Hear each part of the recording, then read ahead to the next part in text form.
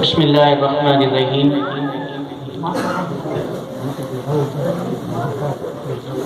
وبہ نستعین السلام علیکم ورحمۃ اللہ وبرکاتہ۔ وعلیکم السلام ورحمۃ اللہ وبرکاتہ۔ نحمدہ ونصلی علی رسولہ الکریم وبعد، اعوذ باللہ من الشیطان الرجیم، بسم اللہ الرحمن الرحیم۔ الا ان اولیاء اللہ لا خوف علیہم ولا هم یحزنون، صدق اللہ العظیم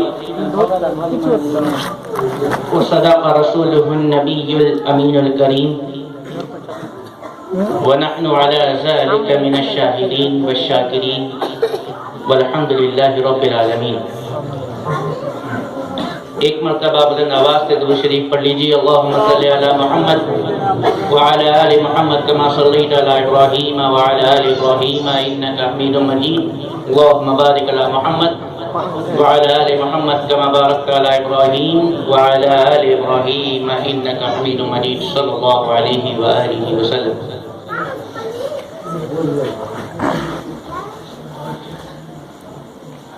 اللہ تبارک و تعالی کا شکر،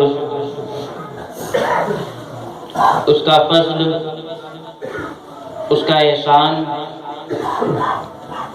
کہ آج ہم اور آپ اس بابرکت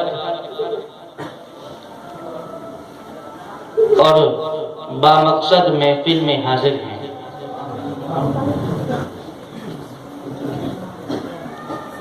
ہر سال اس محفل کا اہتمام و انعقاد کیا جاتا ہے۔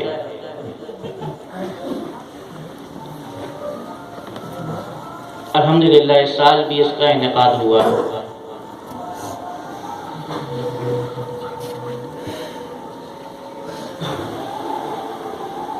اللہ پاک فرماتا ہے الا ان اولیاء اللہ لا خوف علیہم ولا هم یحزنون، آگاہ ہو جاؤ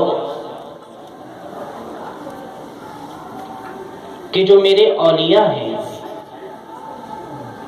جو میرے دوست ہیں،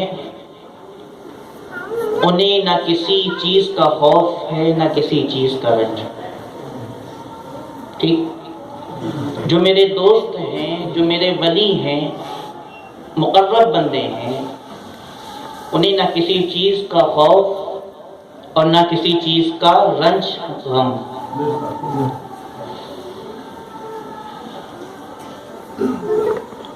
اس کو پہلے اس کو سمجھ لیجئے کہ آخر خوف ہوتا کیوں ہے، رنج کیوں ہوتا ہے، غم کیوں ہوتا ہے۔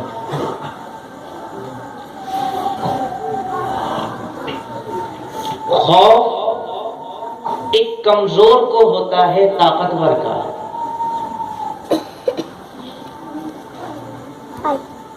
کمزور کو طاقتور کا ہوتا ہے، وہ یہ جانتا ہے، وہ یہ سوچتا ہے کہ وہ طاقتور ہے، وہ مجھے دبا دے گا۔ اللہ فرماتا ہے نہ کسی چیز کا خوف نہ کسی چیز کا رنج میرے ولیوں کو، صرف مجھ سے ڈرتے ہیں۔ اور خوف جو ہوتا ہے وہ طاقتور کا ہوتا ہے، کمزور ڈرتا ہے طاقتور سے، ہے نا، کہ وہ مجھ سے زیادہ طاقتور ہے، وہ مجھے دبا لے گا، وہ مجھے مار دے گا۔ اور اللہ فرماتا ہے کہ میرے ولیوں کو کسی کا خوف نہیں، کسی کا ڈر نہیں۔ کیوں؟ وہ اس لیے وہ یہ جانتے ہیں کہ اللہ سے زیادہ طاقتور اس دنیا میں کوئی نہیں ہے۔ ساری طاقتیں اللہ کی طاقت کے آگے دم توڑ دیتی ہیں۔ اسی لیے کہ جو اللہ کے مقرب بندے ہیں، کہ جو اللہ کے دوست ہیں، یہ جانتے ہیں وہ سب سے بڑا طاقتور والا ہے، یہ دنیا میں کسی سے نہیں ڈرتے، کسی کا خوف نہیں رکھتے۔ اب آگے فرمایا نہ انہیں کسی بات کا غم ہوتا ہے نہ کسی چیز کا رنج ہوتا ہے۔ وہ کیوں؟ انسان تو ہیں ولی، اولیاء جو ہیں انسان ہوتے ہیں، اور انسان کو غم بھی ہوتا ہے، رنج بھی ہوتا ہے، لیکن اللہ فرماتا ہے کہ یہ جو میرے ولی ہیں، یہ جو میرے دوست ہیں، انہیں کسی چیز کا رنج نہیں، کسی چیز کا غم نہیں۔ آخر ایسا کیوں ہے؟ یہ جاننے کے لیے پہلے یہ سمجھنا پڑے گا کہ آخر غم ہوتا کیوں ہے، رنج ہوتا کیوں ہے۔ غم اس لیے ہوتا ہے کہ ایک مثال سے سمجھیے کہ اگر آپ کسی سے محبت کرتے ہیں، کسی سے محبت کرتے ہیں، کسی سے الفت کرتے ہیں، اگر وہ آپ سے جدا ہو جائے، وہ محبوب آپ کا آپ سے جدا ہو جائے، تو آپ کو اس کا رنج ہوگا، آپ کو اس کا غم ہوگا، افسوس ہوگا، ہے یا نہیں؟ مثال کے طور پر ایک باپ ہے، اگر اس کا بیٹا فوت ہو جائے، اس کو موت آ جائے، تو اس کو غم ہوگا اپنے بیٹے کا، اپنی اولاد کے فوت ہونے کا۔ اللہ فرماتا ہے یہ جو میرے ولی ہیں انہیں کسی چیز کا غم نہیں، کسی چیز کا رنج نہیں۔ کیوں؟ کیونکہ یہ اللہ اور اس کے رسول سے محبت کرتے ہیں۔ باقی ساری دنیا، ساری کائنات اپنے دل سے نکال دیتے ہیں، اور اللہ اور اس کا رسول ہمیشہ باقی رہتے ہیں۔ یہ اللہ کے رسول کی محبت، اللہ سے محبت کرتے ہیں، اور اللہ کو کبھی موت نہیں آنی، اللہ کو کبھی موت نہیں آنی، اسی لیے انہیں کسی چیز کا رنج نہیں ہوتا، کسی چیز کا خوف نہیں ہوتا۔ یہ اللہ اور اس کے رسول سے محبت کرتے ہیں، اور اللہ اور اس کا رسول کبھی جدا نہیں ہوتا۔ اللہ سے وصال ہوتا ہے، ملاقات ہوتی ہے، رسول اللہ سے ملاقات ہوتی ہے، اسی لیے انہیں نہ کسی چیز کا خوف نہ کسی چیز کا رنج۔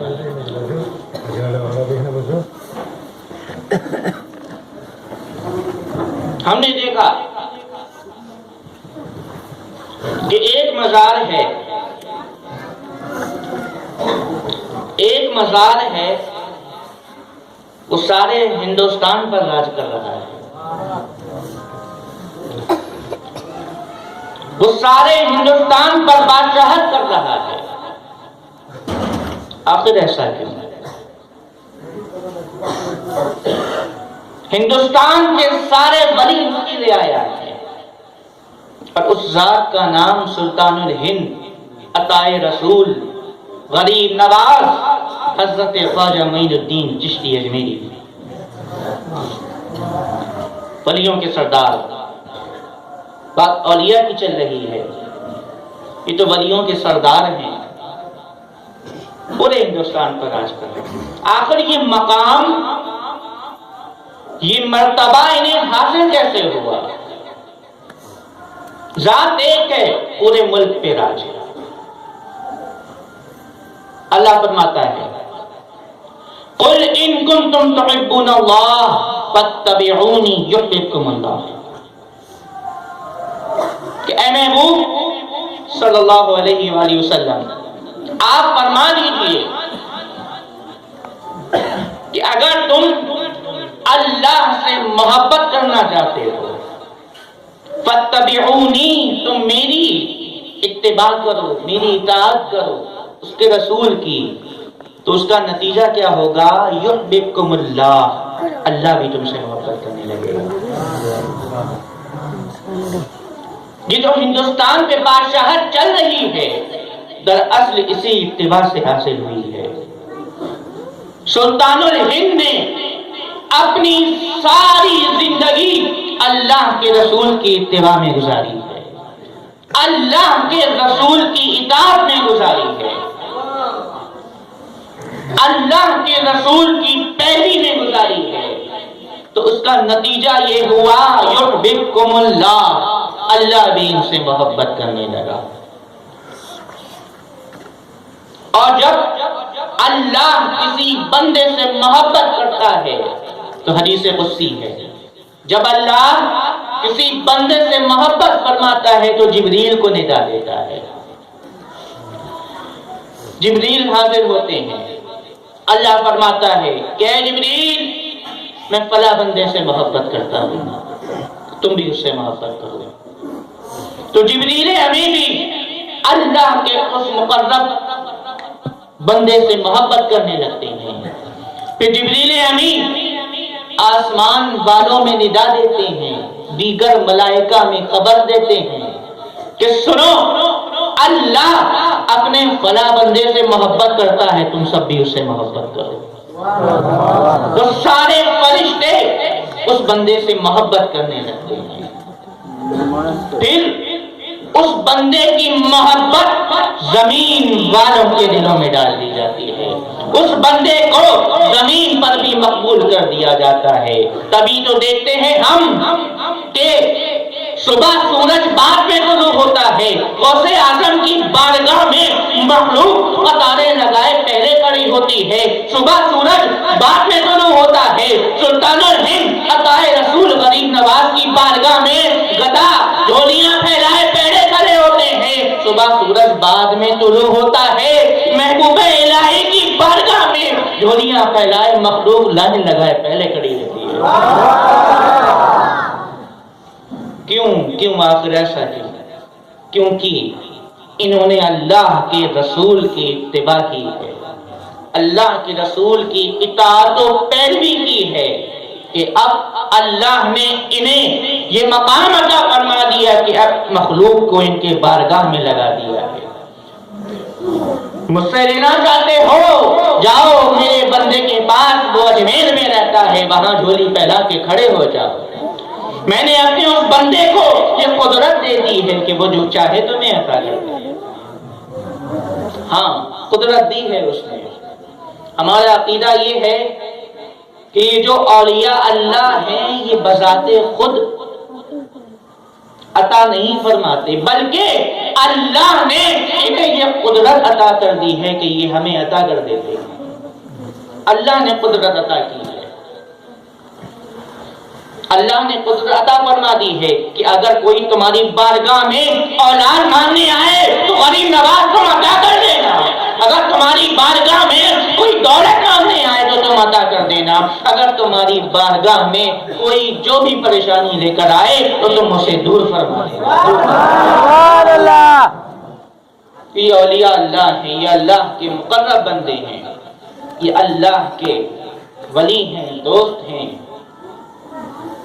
ان کی شان نرالی،